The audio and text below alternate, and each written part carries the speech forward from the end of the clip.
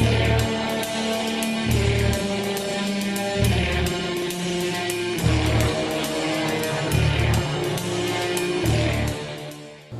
I'm Ziad and welcome to The Breakdown. Today we have a very, very special guest with us, United States Congressman Kerry Bentivolio. How are you? Congressman, thank you very much for being with us.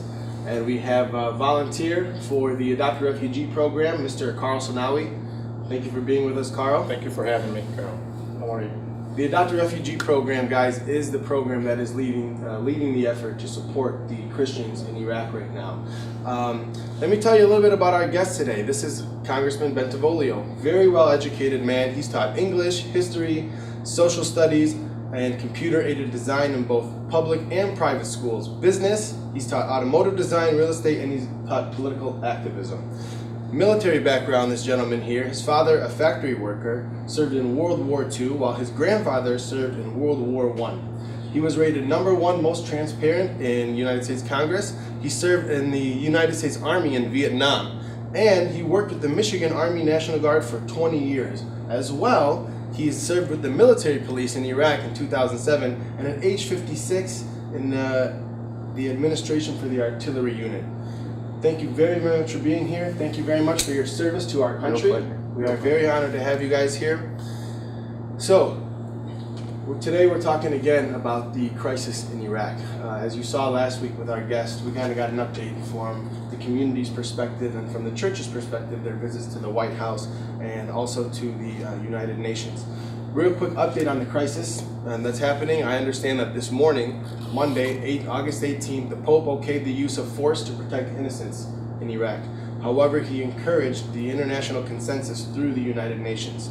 Also, yesterday, the Peshmerga army retook control of Iraq's Mosul Dam from the ISIS militants, in addition to 4 other cities, Telskov, Sharifia, Betnaya, and Telkepe, where my father happens to be from, which is the biggest victory so far.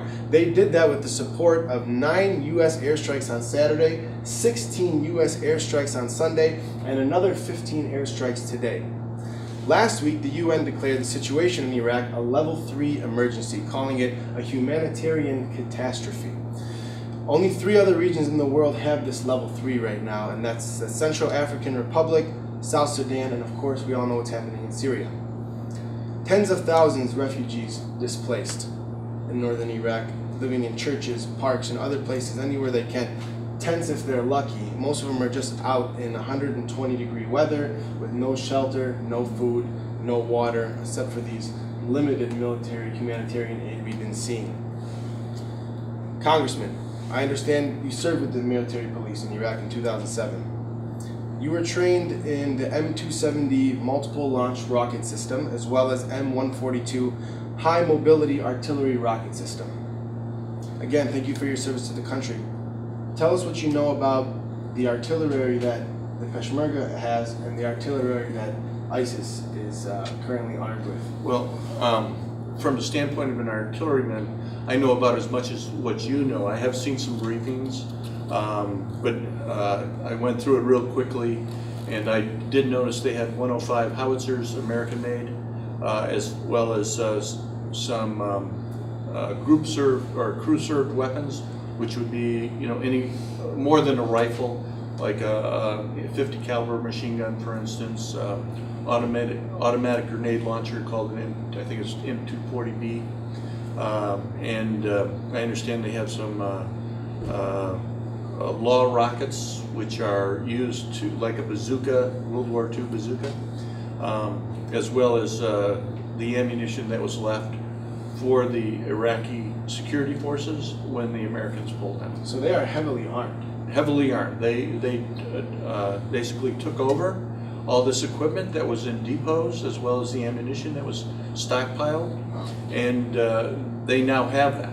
What's interesting is I've done 13 speeches on the floor of Congress about the human rights abuses, as well as in all of the Middle East, especially those Christians that are being persecuted.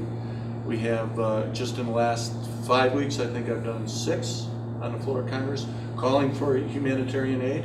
And it's nice to know that they're starting to listen, but it's not soon enough. It seems to be always a day late and a dollar short. And you've got a couple bills. We're going to talk about those a little bit later Yes, sir. today about how those are affecting and what they do. But now I think our viewers are concerned with two different things. Number one, people are back overseas are being driven out of their homes. Two questions. Number one, how can we keep them there, if not right now? And how long until they'll be able to go back home? It's like someone comes to our home in America. Imagine having to leave everything you got right here in America behind and forced out. When will these people, we're happy they can get out so they can be safe, but when will they be able to go back home, if ever? And what are they going to go home to? That's the big question. I've talked about this for quite some time now, and I think the biggest problem we have is the sectarian differences, the religion. We have Muslims that are Sunni and Shiites. We have the Kurds, and this is a separation that's unique to the Middle East, I think, because in this country we have Catholics and Protestants and Baptists and Lutherans, but they're not fighting each other. It's they're all of the same religion from the church, Sure. Christian church. Sure. In the Middle East, we have a difference where we have the Muslim community, but they're at war with one another, and it just doesn't seem right to me. So I've been talking about that and calling, a year ago, August, trying to warn the administration and fellow members of Congress as well as the United States on what was happening in Syria. I wrote an op-ed in the Detroit News that ended up on the front page of Real Clear Politics, and it was used by the television news anchorman on why the president shouldn't invade and what we should be doing, because I had a feeling at the time this would expand, and it has. It's expanded in Iraq. As far as going back, I don't have a crystal ball. Sure. I know we need to get those people out of harm's way as soon as possible. Sure. And they're being beheaded, crucified, murdered simply because of their religious belief, and that's not right. Yeah, and this is what we're talking about. We're talking about children being hung and beheaded, and women and children being raped. I heard one story of a family who's pushing their kids off cliffs so that the ISIS won't get to them. And we talked about the differences in religion just now in Iraq, and the Sunnis and the Shiites and the Kurds and the Christians. And you talked about the difference here in America. And again, and this is America, the greatest country in the world, right? The only country where you can have a church and a mosque a mile away from each other, Yes. and everyone gets along here. But the Middle East doesn't seem to have that mentality. Now, No. we have that here in the United States because we have something called freedom. Freedom of religion. Freedom of religion, Yeah. freedom of First speech. Amendment. Now, you had a bill, H.R. 3635, it just passed the House, I understand, which limits on protecting the citizens' rights versus using the data to catch the potential threat to our country, No. or Well, actually, what it explain it does to me. Yeah, actually, what it does viewers is here. right now, if you go on a federal website from any agency and have to put in information other than what we can find out about you in the white pages, your name, phone number, and address. But once you have to put in your Social Security or your date of birth, that website must be as secure as the gold in Fort Knox. It must be checked on a regular basis. There must be the agency will be held accountable, and a person in that agency will be held accountable.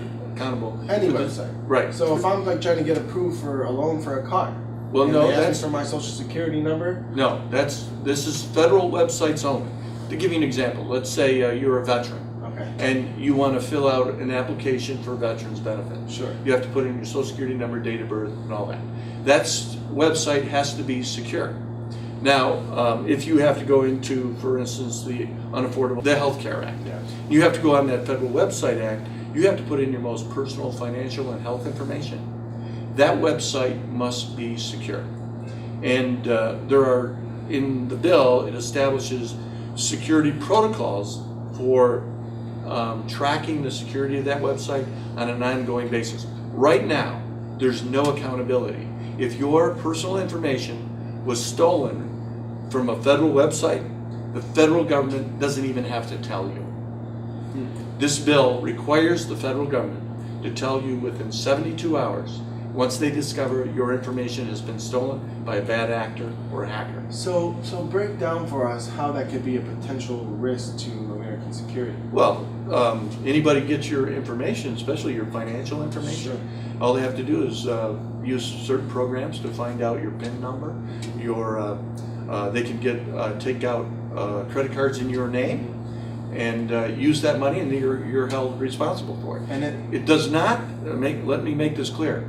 It does not protect a citizen from, for instance, going on a non-federal website.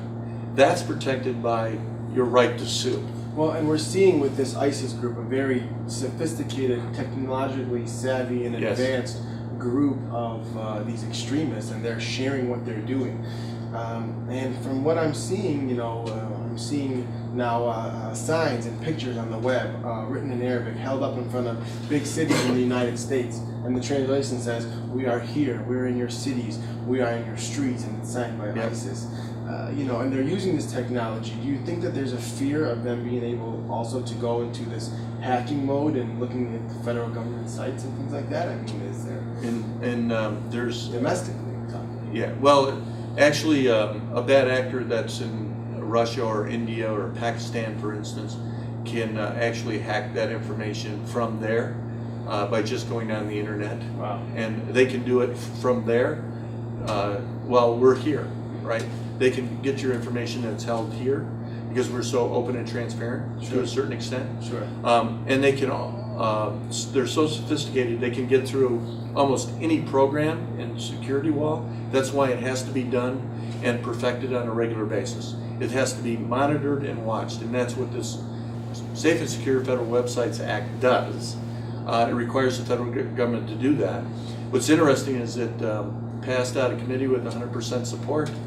We had 126 co-sponsors, and it went to the floor, and we had bipartisan, 100% bipartisan support, which is a record for any freshman congressman Beautiful. in Congress. Beautiful, wonderful, wonderful work. Now let's talk about another bill. I think that's a little bit more related to Yes. the humanitarian aid effort. Something I've been working on for about 2 months. Right, you got an update, I understand, today from the Legislative Council, right, that Right. authorizes the president to reallocate refugee admissions for Christians who've fled Iraq. Tell Right. us a little bit about your update and talk a little bit about the criteria for those refugee slots. Right. Well, the bill authorizes additional funds for, and if you don't mind, Yeah, please. He's reading an update read directly.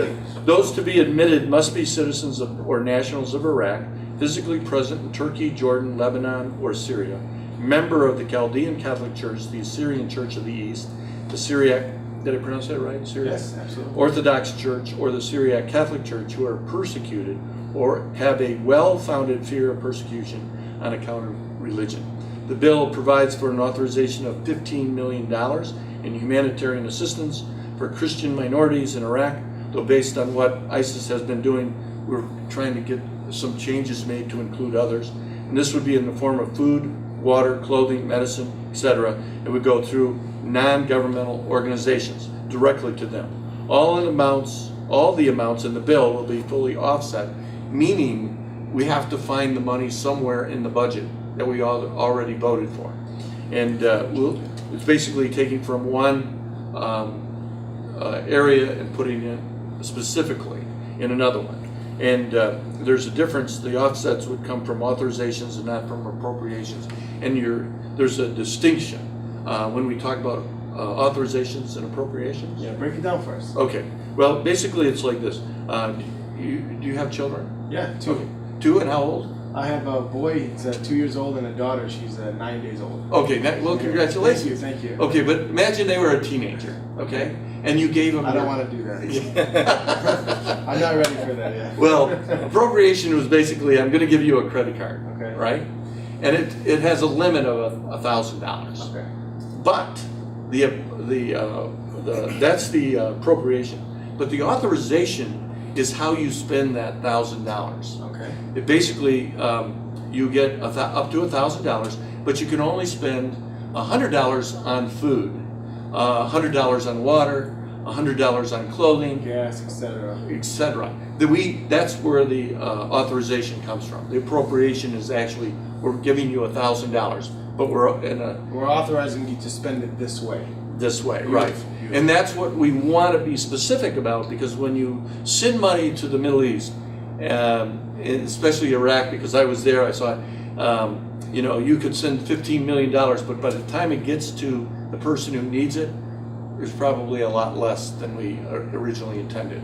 So my goal was this August, actually right now, was to be in Iraq. Yeah, we talked about that before the show. You should be there this right now. Right. I very much wanted to be there, but because of circumstances beyond my control, sure. I'm not allowed to do any more congressional, what we call codels, which are visits to other countries. Like I just went on a codel on the southern border to visit El Salvador, Honduras, and Guatemala. But because of, like a fact-finding mission? Fact-finding mission. Congressional fact-finding right, because what I wanted to do is find out how we can organize, get people who are displaced because of religious persecution by ISIS, to find out who they were, sure. Find a central place, or like the church that could maybe organize some of these people. Because I have about 40 or 25,000 to 40,000 names.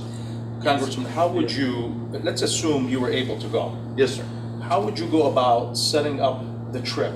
What would be some of the things that you would do for our people to help them with the situation they're in today? Well, I've already done some of those in a preliminary. We have about 25,000 names that we've gotten from the churches that we know are Christians. Okay. And my original intent was to go there and try to meet with people who could help us gather them up, and then focus on some humanitarian organizations that could provide what we call mobile hospitals. These are hospitals that can be set up in a matter of days. You can have an operating room in a trailer, and that equipment is available. But how to get it? For instance, every veteran hospital in the United States, I think, has a mobile hospital. It can be set up in a field just about anywhere, including electricity, water, hygiene, and a 200-bed hospital. That's a tent. So this bill that you were proposing, besides trying to get and compile the people to come, let's say, to the U.S. Yes. Now I'm going back to the 15 million that we're talking about allocating for helping the Christians of Iraq. Right. How can we? And I know you don't have a crystal ball. Okay, so understand that. I wish I understand did. that. I wish I did. How can we take that 15 million and allocate it where it's more immediate, and instead of it being, handed through governmental authorities? What is a good process that, in your mind, you've been in this business a little bit longer than most of us? That's a What would great be a question. good process? It's a really great question. The problem is that when I introduce the bill, it has to go to committee, and then the committee looks at it, and then it has to go to leadership of the House, which would be Boehner and McCarthy and Steve Scalise, our majority whip. If they think it's warranted, and the committee thinks it's warranted, it goes to the floor for a vote. And in this particular case, I think it would pass. And then it has to go to Harry Reid. And we have 357 bills sitting on his desk right now that he's not even looking at. And then it has to go to the president. And then all this could take months. And that's the sad part. That right now is where we need the food, the clothing, the shelter, the medical care, not next month, not next week, but right now. And unfortunately, the government doesn't move that fast. We all know governments are slow at doing things and moving the process. We're talking a humanitarian effort here that really needs some serious focus from the people, and that's particularly the U.S. government. And the Chaldean community, the Iraqi community in the U.S. is willing to do what it takes to get that focus from the Congress, Mr. Boehner or whoever it may be, to get them to focus. What can we do besides, putting pressure? Now, I know there was a link that we put on Facebook and Twitter and all these, electronic media, right? To gather, I think it was 100,000 votes, if I recall correctly. Do those kind of things help? Yes, actually more than you know. Okay. A lot of people say, well, why should I write a letter to Congress, right? Now, I got 40,000 pieces of communication, either emails or letters. Now, Regarding the situation in Iraq? no, Oh, just okay. various issues. Sure. And we try to address each and every one of them. Now, my fellow Congressmen get about 100,000, and I'm going, why do we get 40,000 when they get 100,000? And I started asking constituents this, right? I asked them, why didn't you write me? And he said, well, I didn't have to. I said, why? And they said, because you always post your votes online, and you tell us why you voted that way. Oh, beautiful. Every single vote. I tell them, this is the vote I made, this was the bill, this is how I voted, and this is the reason why. So most of the mail that are sent to Congress is about asking their congressman or woman why they voted a certain way on a bill. They don't have to do that with me. They just go on our official Facebook page and find out And why. again, that's why you were rated #1 in transparency. That's in right. Congress, things like that. And it's to be open and transparent is an easy thing for me because I don't really have any secrets. Oh, they say if you always tell the truth, you never have to remember what you said. That's true. You know what I'm talking Okay, about? I got Sure. it. But So- what's more important, in answer to the question, Yeah. and I want to address your viewers, Yeah, because if I understand you have a large Middle Eastern audience. very large, yeah. Okay, large. So what I need each and every one of your viewers to do is write their congressman and their senator and the president of the United States right now. Tomorrow is not quick enough. You have to write them and tell them to support the humanitarian efforts. It doesn't have to be my bill. It can be any bill like this. I will be 100% behind it, 150% behind it, and if as soon as I can go to Iraq and figure out a way to go, I'll be on the front lines. Always have been, always will.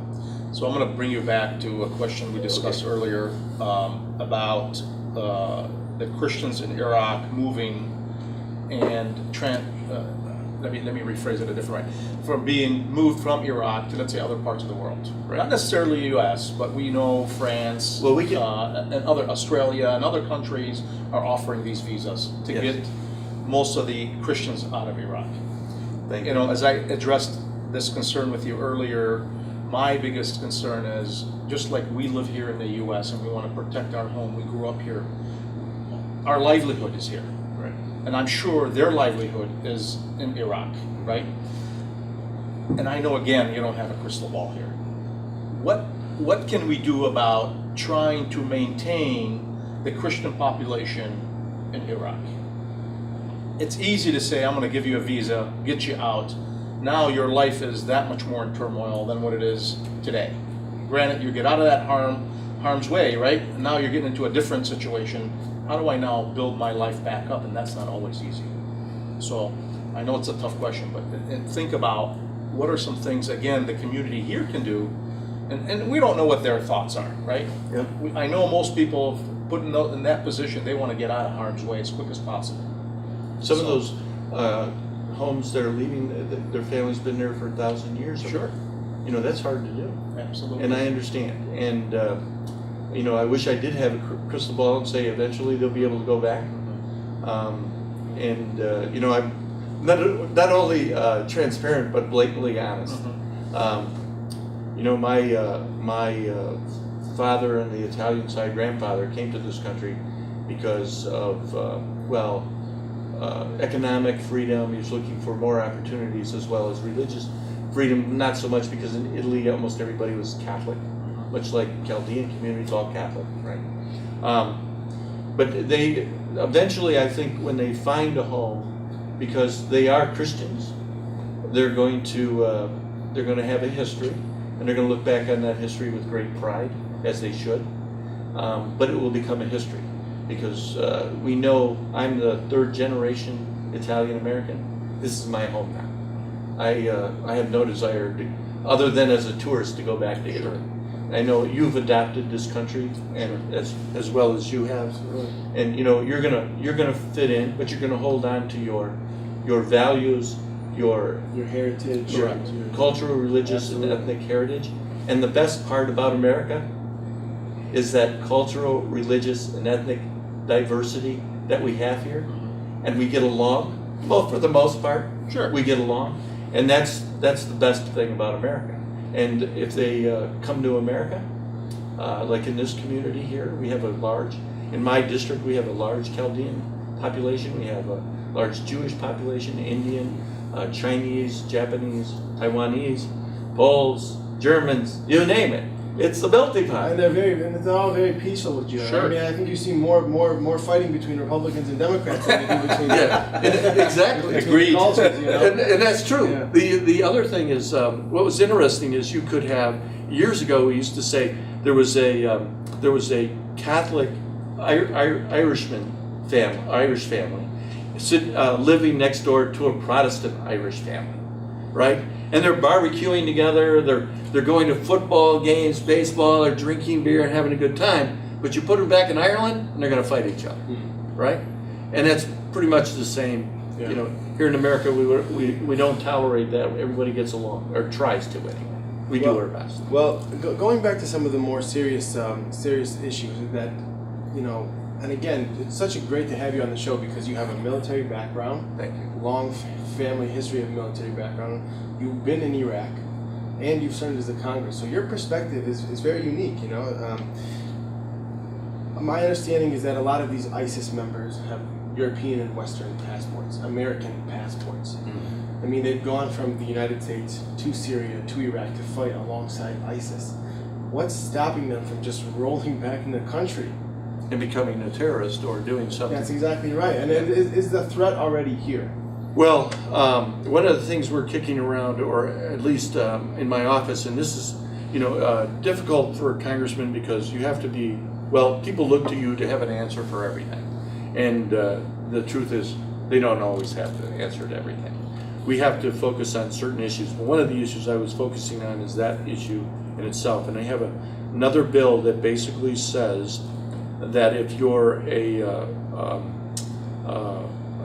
terrorist, an American citizen, a war criminal, for instance, but then the question is, if it's not a declared war, how can you become a war criminal, right? So there's some questions about that. So, but if you commit crimes in another country and you're classified as a terrorist, you are separated from the non-U.S. citizen terrorists that we send to Guantanamo Bay. But if you're a homegrown and go to Iraq and join ISIS, for instance, you will be tried as a terrorist and be afforded your constitutional rights, which should be the case. Even though they're born and raised in America. If they are a U.S. citizen. If they're a U.S. citizen and they go against the country and they go fight on behalf of ISIS, they give up their constitutional rights. No. Oh, they don't. Give up They're their U.S. afforded citizenship, though, right? They're afforded their constitutional rights. Because they are U.S. citizens. The reason what makes you a U.S. citizen is you're born in this country. Whether you agree with it or not, you were born in this country. We have we have people who came to this country, illegal citizens from south of the border, right? And they have a child that's born here. That child is a U.S. citizen. The parents are not. That's right. Okay? So if you have a person who's was born here and somehow in their youth got turned around and decided to go join a group like ISIS, and they're captured by a United States soldier, they can be sent back to the United States and tried as a traitor, as a criminal, as a war criminal. They will be held accountable. They will be held accountable. Unless they go underground, it could take years to get them, but... Yeah. Well, now the president has said in his speech, America cannot turn a blind eye. And there's things that we should be doing. And we've It's about time he said that. And we have seen, maybe a little bit late, but we've seen the airstrikes now coming that are helping here. I guess the difference is, and I guess, I'm looking to your opinion on this, but America used to be, when I think, a leader on the world playing field. Now, when something like this happened, we were the first to jump and the first to be there. And I've kind of seen that the last 6-7 years since, the president has been the president, I haven't seen us be that leader. And he's got this kind of mind our own business mentality, where I believe, I'd love to hear your opinion, that America should be the strongest country in the world. We should be the first country to jump and help with humanitarian aid. Well, a lot of my constituents would disagree with me. to give you an example, in World War II, we were allies with Stalin, Joseph Stalin, and he killed 20 million of his own people, right? I mean, how come we had that? There was a genocide in Africa, for instance.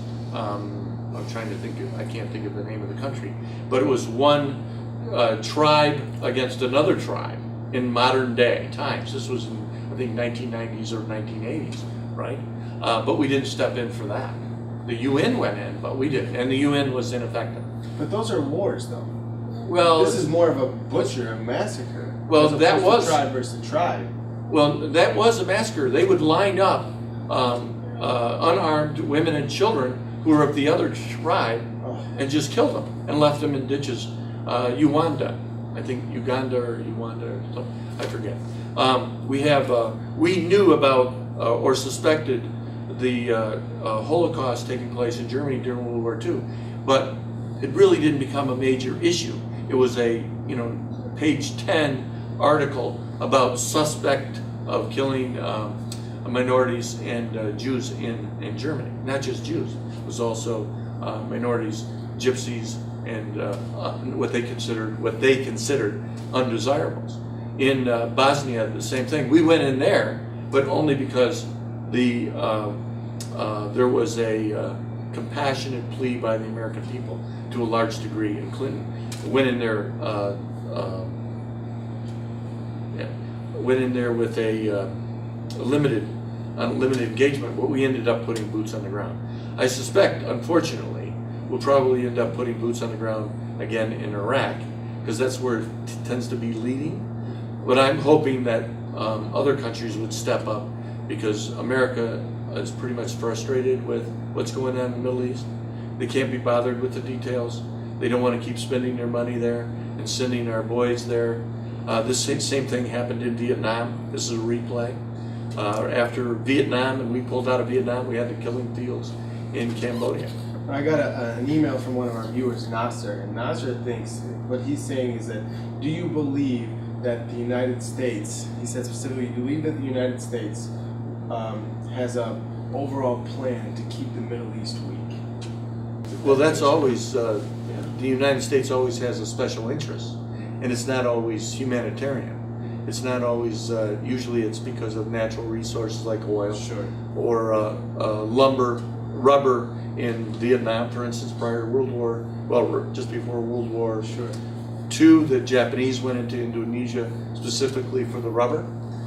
They didn't have any natural resources of their own, so they created that sphere of influence around the Pacific Rim as much as they could.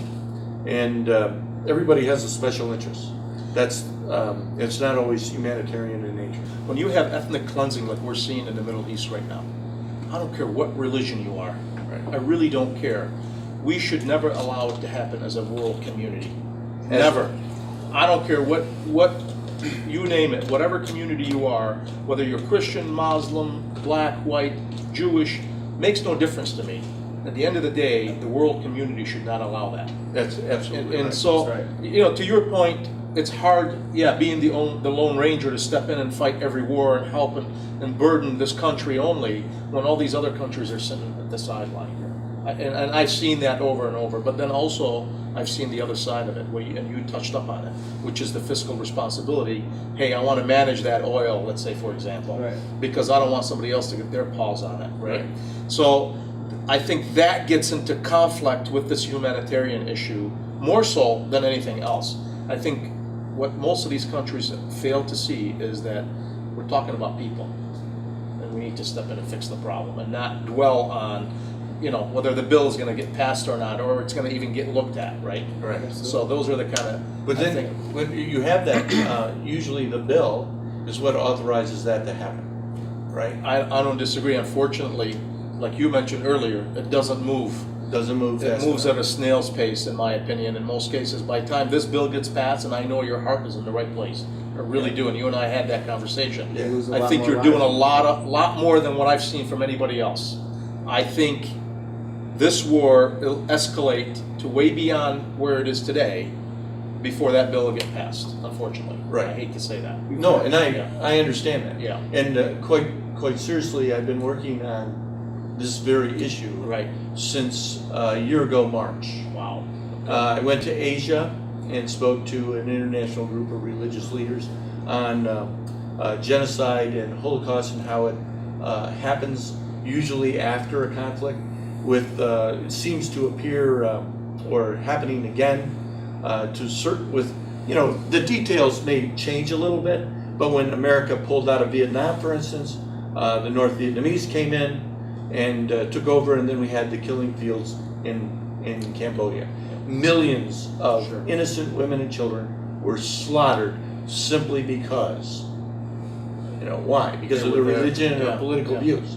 We see in the Armenians massacre from the Turks in the early part of this last century. We've seen, like I said, Stalin, Germany, Africa, Bosnia. We see these things taking place all the time, and they tend to follow certain certain common elements happen that this becomes a reaction to it. And I think Americans pulling out of Iraq left a vacuum, and we weren't ready. We made a political decision, but sometimes you have to say, okay, we're going to stop writing a check. You're going to have to grow up and get out there and do your battle, right? What's interesting is that the United Nations, when you combine all these different countries, how powerful they are, right? But yet we let the small minority, take over this world, and yet these all these countries can't put their heads together and figure out how to solve these problems. It's not just money. It's putting your ideas together and coming up with a solution on how do I eliminate an ISIS or Hezbollah or any of these that are causing all these commotions throughout the world, right?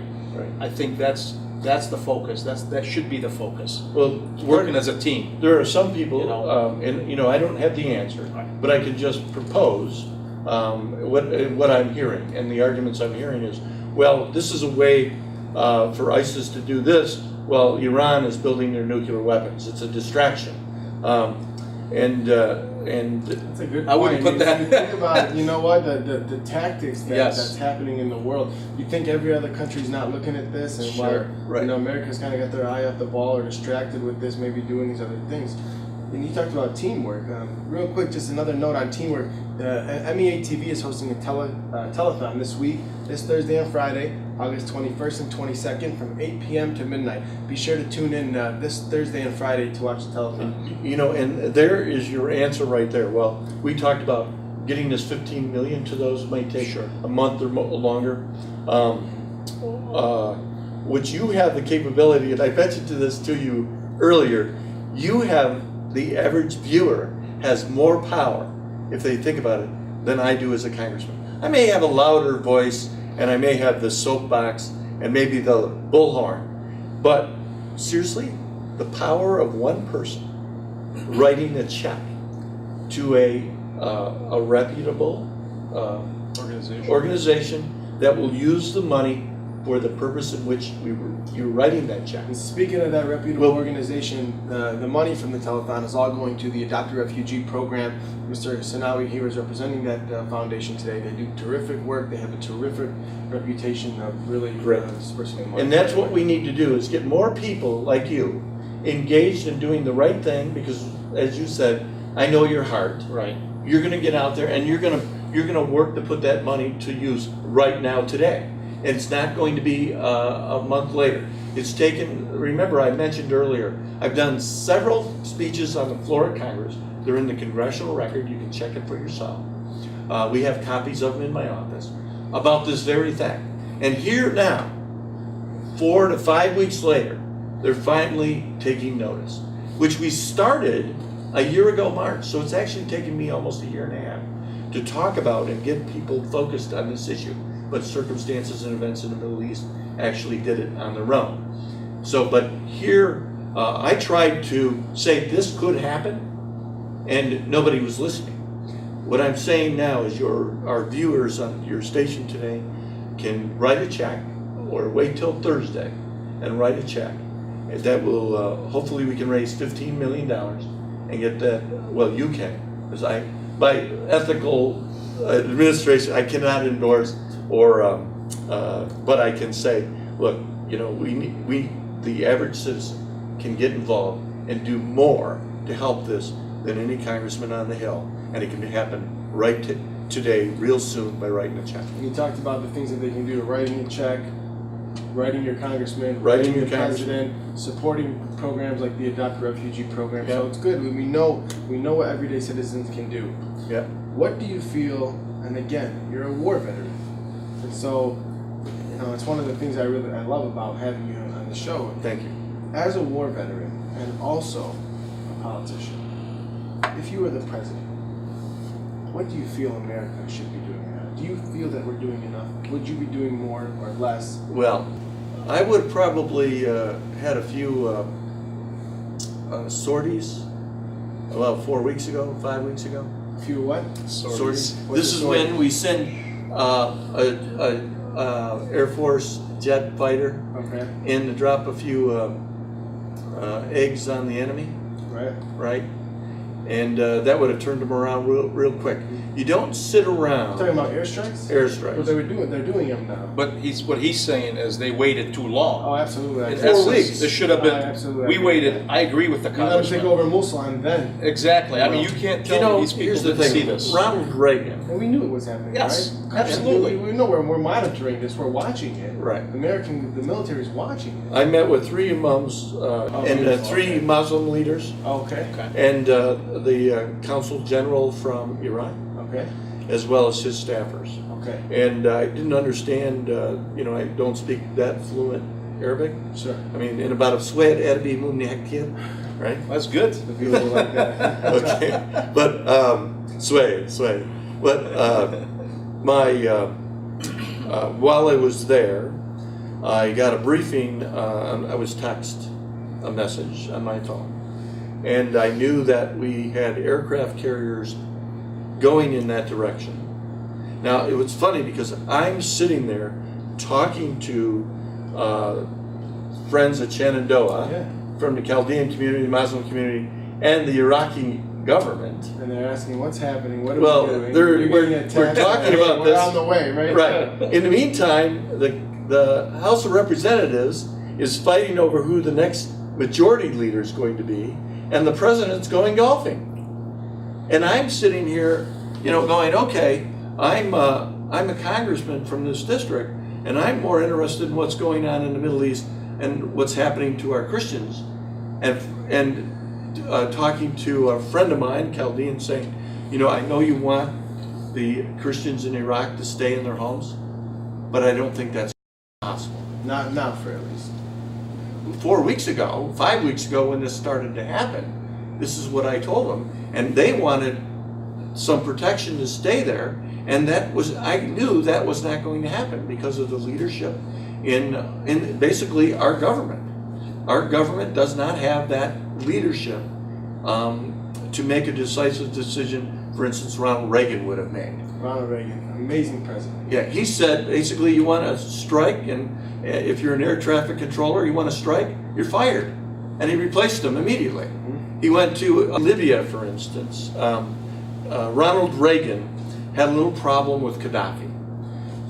So he wanted to punish him. So he sent in a couple F-16s, 14s, 18s, whatever. I don't remember exactly. I remember. I know where he's Yeah. going with this. And Yes. and he took care of business. And you didn't hear a peep out of Gaddafi since. For 20-some years. For 20-some years. This is the kind of decisiveness we need as a leader. Keep America strong in the world. Right. You know, it's very simple. In my classroom as a teacher, you get out of line, I'm going to very nicely warn you. You know, you have to raise your hand when you want to talk. If you're disruptive, you're going to be punished. Okay? And if they continue to be disruptive, you give them another warning. I'm not going to tell you again. Right? I'd like you to be, you know, Be quiet. or do what you're supposed to do, raise your hand. We know the rules, right? And if they continue, you're down to the office. That's right. All right, see you later. That's what you do. And that's decisive and follow through. If you ignore them, they win. You cannot do that. You Well, must have control. We must have respect from one nation to another. And you can't, that's why we, I didn't want to invade Syria. Maybe some people disagree with that, but it's a sovereign country. They have a civil war. We are responsible to help them on a humanitarian basis, but we can't go in there and fight because neither side were our friends. Well, I think the president is saying now, too, what he's saying is that there's no American solution in Iraq. Do you believe that to be the case? I think we can assist, but he's absolutely right there. Give you guys an update again to the audience. We are here with United States Congressman and war veteran who served in Iraq, Congressman Kerry Bentivolio, as well as a volunteer from the Adopt a Refugee program, Karl Senawi. The Adopt a Refugee program is leading a fundraising effort to protect the Christians in Iraq. And again, guys, thanks for being here. So going back to our discussion, talking about all the different things. We covered a lot of ground today, a lot of ground. What else? What do you want to tell the American people? We already told them, call their congressman, call their president. They have the power. They really do. And they can't underestimate that. You can't underestimate the power of the citizen. Being able to write your congressman and senator. And enough of you do it. One letter, maybe not so much. But if 1 million of you do, they are going to take notice and they're going to take action. Because when it all comes down to it, they may not admit this, but you have the power. And the less you're involved, the more control Washington gets. And they really don't have all the answers. Basically, we do as citizens, collectively. We know what's good and bad. We're Christians. We know that. And I think sometimes as a congressman, I realize that Washington really doesn't want us to know, or the average person to know, that they have the power to change things in the world. To give you an example, you heard of the butterfly effect. Yes, Not the Hollywood movie, what it actually does. The flapping of the wings of a butterfly in a field in Asia can have effect on the weather patterns on the other side of the world. And that's very, very true. One butterfly can have an effect on the wind and the air current all the way around the world when it creates a chain reaction. That chain reaction, remember, you can line up 1,000 dominoes. And when you get that 1,000, no matter what domino you hit, it's going to have an effect on a lot of other ones. It may go this way if you hit in the middle, it may go this way and have a short run, or if you hit at the very end and tip it, it'll hit the whole line. What a terrific analogy. And it reminds me of our guest last week, Day Arab, who was with us, and he's the official spokesperson for the St. Thomas Catholic Chaldean Diocese. He was appointed by Bishop Francis a couple weeks ago, and he said, we must all be a ripple. And a lot of ripples in the water will cause a big wave. With that, thank you very much, Congressman, for being on the show. My It's great to have you, Mr. Senawi. Thank you for Always a having pleasure me. very much. So, episode 2 of The Thank you. Breakdown, every Monday at 9:30. We look forward to being back with you again next week. And thank you guys again very, very much for being on the show. And My thank you pleasure. again for your service to our country, Congressman. God bless you. Thank God you very bless much. as well. And God bless your audience. Thank you. Have a great night, everybody.